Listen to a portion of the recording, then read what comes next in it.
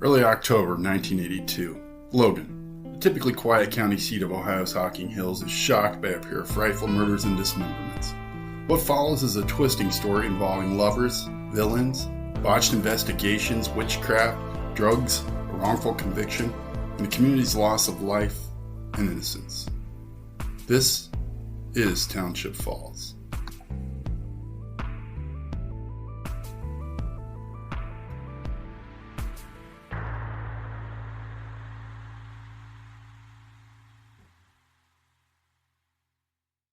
Chapter 1. Overture. When I was a little boy, I was only afraid of three things. Heights, TV's The Incredible Hulk, due to a child's misunderstanding of why a massive green guy was always angry and yelling, and Dale Johnston. I spent my childhood in rural Hocking County. Like most kids of the 70s and 80s, my life was a simple, mostly happy affair.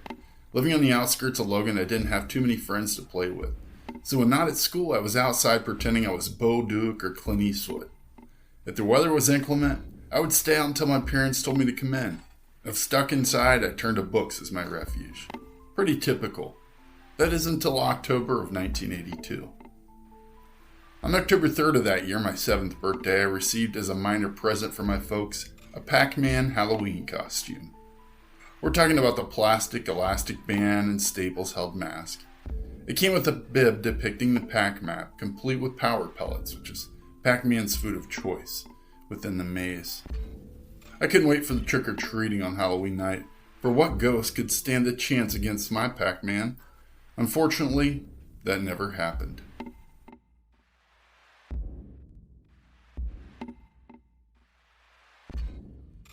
Logan, Ohio is a sleepy little town, and is also the county seat of Hocking County. The hills, which are affectionately termed Ohio's Scenic Wonderland, is a deeply forested area featuring beautiful gorges, waterfalls, and sandstone rock shelters. Most out-of-towners come to the area to visit the many state parks, which offer an array of recreational opportunities. Logan itself was chosen as a town site due to its approximation to the Hocking River, which runs its course north to south. The falls of the river occur near the town's northern boundary. It's near these falls that Lord Dunmore and his colonial Virginia militia crossed on their way to and from the Battle of Point Pleasant. Of course, that was in October of 1774. In 1982, the tourists had yet to discover the appeal of the Hocking Hills, and life had a slow, quiet vibe to it. Farmers worked in the fields, men hunted game and fished, and people lived normal and maybe a little boring lives. Logan was the kind of place where we left our doors unlocked and waved to the neighbor anytime we saw one another. A regal bridge, known locally as the Falls Mill, spanned the falls of the Hocking River at this point. I crossed the gray and green bridge myself many times. The smell of the water, accompanied with the view of the rocks, swirls, and undertows, was amazing. I still shudder to think of my wife Sarah's wild uncle, who notoriously climbed the old structure on a dare. It's here that the river separates Logan from the much smaller West Logan. If you cross the bridge into West Logan, just beyond a copse of trees lies a cornfield which occupies the area to the south. Parallel to the river on the other side of the cornfield is a railroad tracks. This is the Chesapeake and Ohio lines leading to the towns of Nelsonville and Sugar Grove respectively. The area I speak of, including downtown Logan, is under the Falls Township sector of the county. This is center stage for our story, particularly the cornfield and the river. On October 4th, 1982, weather this afternoon, as recorded out of Groveport's Rickenbacker station, will be cloudy.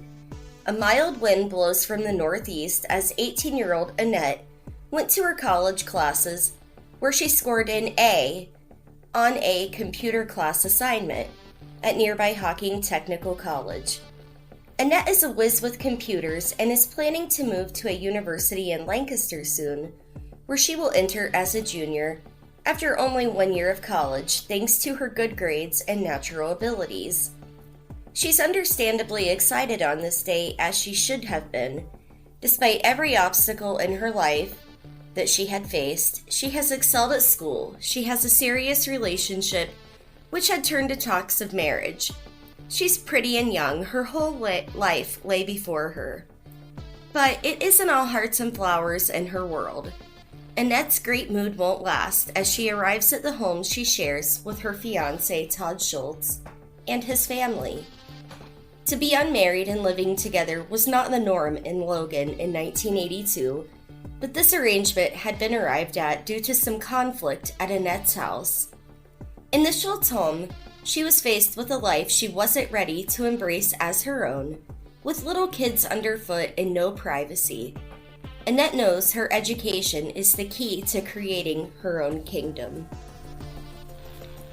Todd Schultz, 19, bespectacled with medium dark hair, sits in his room on Henrietta Avenue in Logan.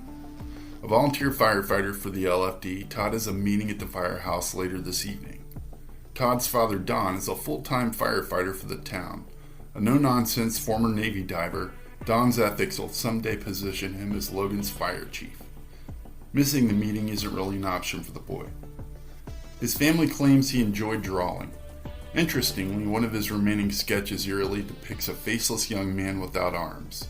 The being, who has long hair and a leaf covering his genitals, stands in a sea of disembodied arms, most of which appear to be grabbing at a helpless man. A large statue-like left hand rises amidst this terrible calmness of arms in the background. Todd is not currently enrolled in classes, although he has graduated the year before. Todd studied communications at Tri-County JVS, where he had met Annette. Todd was a photographer and had aspirations to work where he could take photos along with the job. Todd was learning to play guitar and was generally an all-around likable young man. Todd was not employed at the time, after sustaining an injury while working in a print shop.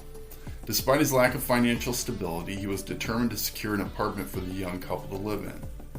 Earlier that day, it was reported that Todd spoke with his father about a loan to help make that housing hopes a reality. An elated Annette pulls on to a leaf-strewn Henrietta Avenue. Not long after parking, she converses with Todd's mother, Sandra, likely still buzzed about that day. It isn't long before Todd joins the two. Don and Sandra Schultz had no choice but to allow Annette to live in their home in Logan. She was so important to Todd, who had claimed he wouldn't be able to live without Annette, and she had troubles at home. Todd confided in his father, Don, that Annette was being molested and no one would allow such a thing to happen if they could stop it. Annette was a lovely young lady who was a great student. Plus, Todd was infatuated with the girl. They had to help her if they could. So, just 2 months before, in August, Annette packed up some of her things and moved into the Schultz home, where she shared a bedroom with Todd's sister, Kendra. According to the family, things were okay as Annette lived with them. There was no scandalous drama, and she continued to do well in her college courses. Now, here's where things deteriorate. At about 4 p.m., Annette exits the house after a brief argument with Todd. Not an unusual occurrence in a relationship involving two teens. On the same token, it is not uncommon for young lovers' tiffs to end with a quick makeup. Todd ran out after her, and they walked away together, mending their fences and running an errand. Todd was reminded that he needed to pick up his little brother to take him to and from soccer practice, as his mom had class that night, and she reminded Todd about that meeting that he was to attend with his dad after soccer. Todd's mother, Sandra, reported watching the teens walk away. When she looks out a final time, she sees Todd give an okay sign, then waves. The two then make a right turn onto Gallagher Avenue. It is the last time Sandra will see her son and his girlfriend. Much speculation is made as to who sees the couple on their fateful walk. A couple of ladies taking a break from their afternoon soap opera claim to have seen the two as they were at a stop sign. According to the ladies, the pair was seen heading toward the trestle, which crosses the river into the West Logan Division. Another eyewitness, a housewife, told authorities that the two stopped at her yard sale, where they put a few dollars down on a coffee table, assuring her they would return for it. Annette's dreams would never come to be. There would be no wedding nor impromptu moving party to get the young couple into their own space. No one could have expected the absolute horror that awaited in Hocking County on this pretty, warm October day. The community would be forever changed, even though the younger generations wouldn't be able to recall life ever being different. Doors would be locked up tight, and people would be on edge for a long time after today. In the early 1980s, Logan was like many other small towns in Ohio. People were struggling as there was a recession. Much of Logan was as bad off as anyone else in the country. Logan had his fair share of people that lived in subsidized homes, got government assistance. They did the best they could. Farmers farmed, hunters hunted, mothers mothered. Life went on at the same slow pace as it always had. But there were drugs and the small-time crimes that go along with that sort of thing. Breaking and entering, thieving, and while it was not as heavy reported in those days, sexual assaults were a normal occurrence. A few years back there had been some major theft rings, a few killings, and even some creepy cult activity reported in the Hocking Hills. Some 6 years before, a pet llama had been sexually assaulted with a wooden stake and killed. Some chickens were plucked clean of their feathers and sliced open. A bull was castrated. A horse was decapitated and left on display at a campsite in a rather gruesome manner. A pet dog had been tortured and killed. Pet rabbits were disemboweled and had their faces cut away. Animals of all sorts were under attack from an unknown culprit. This was enough to put the people on edge, but reports of activity at the Hocking River was the straw that broke the camel's back, so to speak. Residents reported finding mutilated animals and cult symbols at the river. Cult symbols were found hanging from the trees, and reports of people in black robes ran rampant in the county.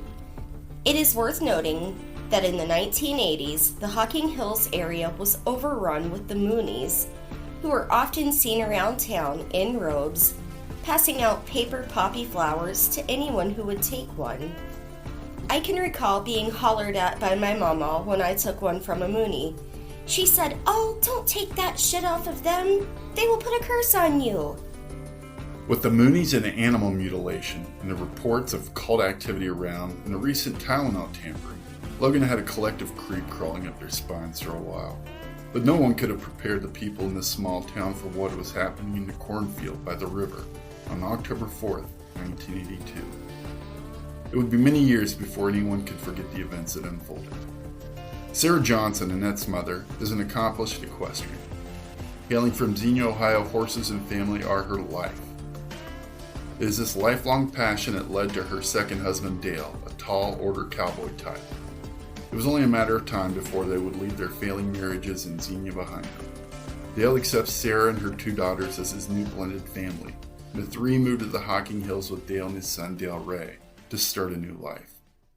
The family resides in a trailer on their rural property about 7 miles southeast of Logan. A few older buildings, including a barn, are also on the land.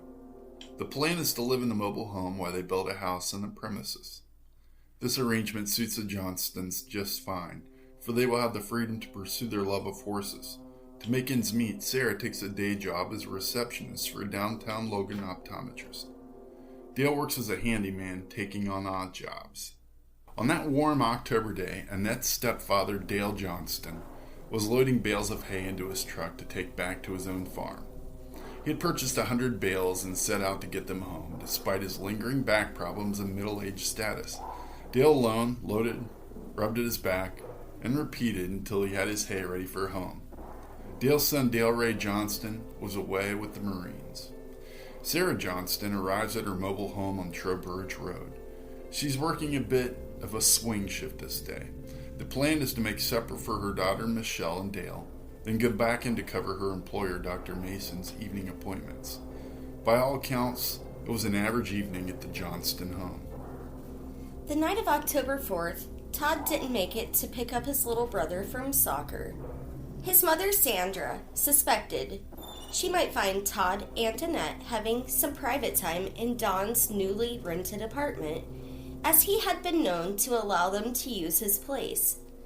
Sandra stomped into the apartment, fully prepared to toss a monkey wrench into their romantic night, but they weren't there. The couple hadn't been seen at the fire department. Todd was a no-show for the meeting. Eric had been ferried to the fire department by his coach, because Logan was that kind of town in 1982 and still is that kind of town today. Well, isn't that odd? Sandra wasn't worried, but she sure was irritated. She figured the two would turn up that evening and she would speak to Todd about it in the morning. On October 5th, 1982, people were starting to notice the absence of Todd and Annette. That morning, Todd's older brother Greg mentioned that Todd's bed had not been slept in. Annette's bed was also found to be made, appearing to have not been slept in. The teens hadn't come home, and that was unlike them. They surely would have mentioned it if they had plans to be away overnight, but they were both adults, and technically they were free to come and go as they please. The Schultz family began calling around, but no one had seen the teenage couple since they walked off towards the tracks in the river to carry them into West Logan. Sandra mentions to Don that Todd and Annette didn't come home. Within minutes, she's come to the conclusion that Dale Johnson has harmed the kids. She calls Sarah Johnson and asks her if she's seen Annette or Todd. Sarah responds that she hasn't, but she does ask why Annette has been staying at the Schultz's home. Sarah responds because he can't keep his damn hands off of her.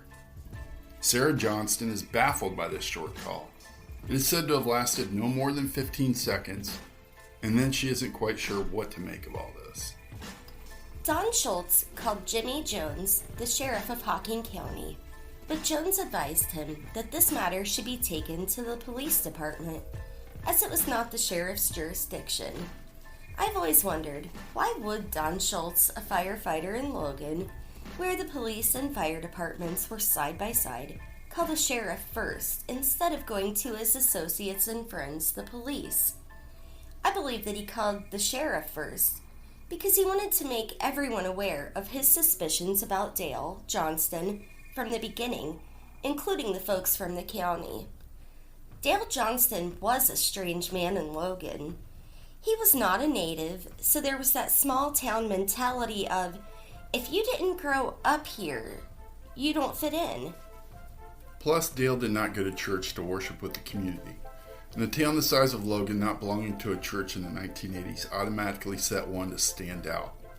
Dale didn't join any civic clubs or do any volunteer work. He was content to work with his land and animals and live with his family in the country, hoping to escape the talk that drove the family from Xenia, Ohio. In that small town, people had much to say about Sarah and Dale's union, as they both had spouses before. As you know how the gossip mill works. Also, Sarah was uninhibited. In that era, women were not viewed as kindly as they might be today from embracing that element of themselves. While the people in Logan were not rich by any means, and many of them struggled financially, they all had an attitude of a man like Dale not having steady work meant he was trouble. He was an outsider. They didn't take kindly to outsiders in Logan. There's too much going on with satanic cults, the Moonies, the mutilations of the pets, and the livestock.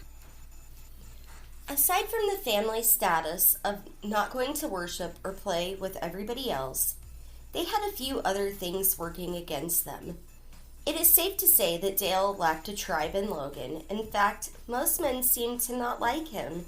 He was ramrod straight, and he viewed himself as he was, the authority within his family.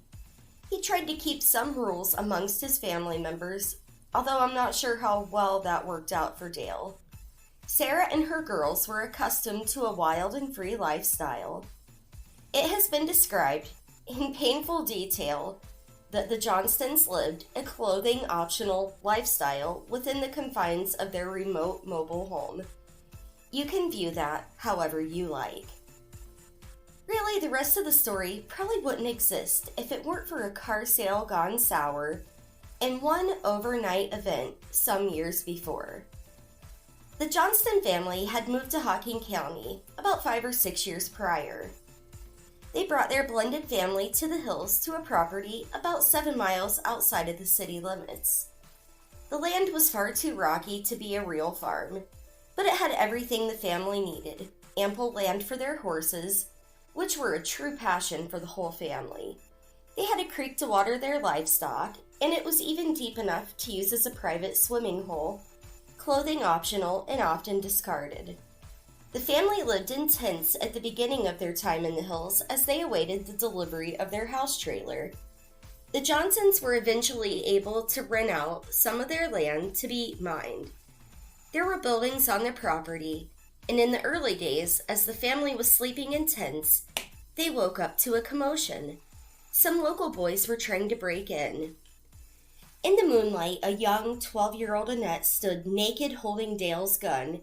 She said, "Shoot them sons of bitches, Daddy," and she handed the gun over to Dale. It was a moment so precious, it really captured the spunky, tough attitude of this young lady. The next day, the family posed Annette with the gun and the bandoliers of bullets and took photos of her, naked and fierce. These photos were meant to capture a moment in time. The family promised her that no one would ever see these photos. Someday, they would give them to Annette to share with her own children, a testament to the fearless stock that she came from. 6 years later, these photos would prove to be the beginning of a wild ride for Dale Johnston and his family.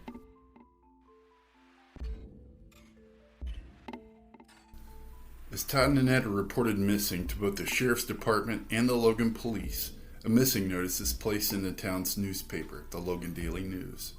Pretty standard for the 80s. Have you seen these two? Please contact the Logan Sheriff's Department with any leads. That kind of thing. The standard efforts are made, however, with no results. 10 days go by. Todd and Annette have been dating for a while, and it's reported they have met with a local preacher on Friday, October 1st to discuss marriage. Plans were being made for a wedding in August of '83. Certainly there was some speculation that these two lovebirds could have run off to get married, but considering their living situation, Todd's lack of employment, and the fact that they had left on foot, and really, given the geography, it's unlikely that they could have walked off to elope. There simply weren't many options for such unions in the middle of night in the area. If these two had wanted to get married right away, they didn't have to hide it. They were both of legal age and could do so, and in reality they had friends and family that loved and supported their relationship and would have helped to throw a fine wedding, even without a budget for any finery. After it was realized the couple was missing, Dale attempted to speak with the Schultz's family, as his stepdaughter had been living in their home when she came up missing. He stopped by the house and walked in. Sandra immediately was uneasy and hissed into the phone, "He's here, the stepfather." Dale wanted to talk, but the two could have no rational conversation. Dale wanted to collect Annette's things, and Sandra stated when they turned up, Annette would be moving out immediately, but she refused Dale the opportunity to collect Annette's things. She did begrudgingly offer Dale a few items to take to a psychic. Sandra tossed Annette's birth control into the items and declared he could take those, since they were so important to Annette. The psychic was the only thing Dale and Sandra would agree on that day. Sandra was convinced that Todd had been shot and that he was dead. She sat in her living room talking with Cindy Kernan, a neighbor, about storing Todd's car in her garage so that they could work on restoring it as Todd had been working on. It was on October 5th, less than 24 hours after the couple was last seen. Todd's car seems to have been a big deal in this case, so keep it in mind as we'll talk about it again. Days passed and no one had seen the couple or heard from them. It was about a week into their disappearance that some citizens banded together to search for Todd and Annette. As the local radio operator group searched the banks of the river, one of the searchers noticed what appeared to be a drowned pig caught up in the river. The pig was ignored and the search continued. As word of the search effort traveled, a notice was put in the paper advertising the search for the next day, asking for volunteers but letting everyone know that law enforcement would be in charge of this one. October 14th, 1982 is a Thursday. The volunteers meet to assist the authorities in an abandoned Kroger supermarket parking lot. This was a location in approximation to both the Schultz's home as well as the last place the teens were seen, near the trestle area. As grids were established and assigned, deputies noticed Annette's stepfather, Dale, near the trestle. When pressed about his presence, he replies that a dream involving moving water and trees led him to the riverbank. The search continues. Dale and Sarah stood solemnly on the banks of the river, embracing in one of the most well-known photos from this case. Sarah, my wife, and I never knew the two. I did attend the same school as Eric Schultz, Todd's little brother, who was a year older than I. West Elementary stood on Hunter Street across from a bonded gas station and catty-cornered to a Yankee Burger franchise. These details are seared in my memory, for if a student at West got into any kind of trouble, they would not only miss recess, but would also have to stand on the Wall of Shame, which faced a playground in Hunter Street. A terrible place to be standing if, say, your dad locks eyes with you while stopped at the traffic light in front of the school, slowly munching his fries, or glares at you from across the gas pumps as he puts $10 of leaded fuel into the tank, both of which happened to me on the same day. For me and my friends, West School became the place where we learned that our town had monsters under its covers. Our first clue was when WBNS, the Columbus CBS affiliate, showed up to our cafeteria with a camera crew. Up until that point, my life was unexciting. Aside from the opportunity to meet both Boss Hogg and Darth Vader at a car show with my parents, I would dare say normal. Within days, the search party would make a few gruesome finds. A mutilated torso was found within a pile of river debris very near the trestle. A second was found bobbing within sight of the first. Continuing investigative efforts would reveal a worn path from the river to the center of the West Logan cornfield. Here, a series of shallow graves had been dug. In these cruelly dug holes, investigators found the human remains of both Annette Cooper and Todd Schultz. Logan shuts down. In most recountings of this story, the discovery of the torsos on October 14th and the discovery of the body parts, which are found in shallow graves about 8 inches deep in a cornfield, that Todd and Annette generally exit their story. Todd and Annette were the victims of nothing short of gruesome, horrific murders when they were on the edges of starting their adult lives. They had plans, dreams, and hopes. Most versions of this story stopped there. Todd and Annette were young and in love, and then they died terribly. It seems that the community and the storytellers are fine to forget that Todd and Annette actually lived a normal life before one fateful October afternoon. They are reduced to a few sensational bits about how they died, and then any mention of them otherwise generally focuses on Annette's sex life. For nearly 40 years, I have been borderline obsessed with this case because I always wanted to know who Todd and Annette were. As I got older, I wanted to know how this completely too sensational case ever came to be. It is fascinating, infuriating, scandalous, and most of all, it is a tragic story of love and loss. I hope that in 100 years, when someone looks back at this case, and they will, that they run across this podcast and that we help to humanize the victims while telling the story as it was. This is Township Falls. On the next episode of Township Falls, we will figure out who these folks are with the black robes running around the county, and we'll find out the truth about that pig in the river. Did you know Todd Schultz or Annette Cooper? Or maybe did you live in Logan in the 1980s? We would love to hear from you with your questions and comments. You can give us a call on our recorded line at 419-777-1147. If you have any photos of Todd or Annette or Logan in the 1980s that you would like to share with us, you could do so by emailing us at townshipfallspodcast@gmail.com. Township Falls main title by Richard Ratvasky. Township Falls end credits theme by Richard Ratvasky. Keep Trying by Richard Ratvasky. Additional music by Layman's Terms.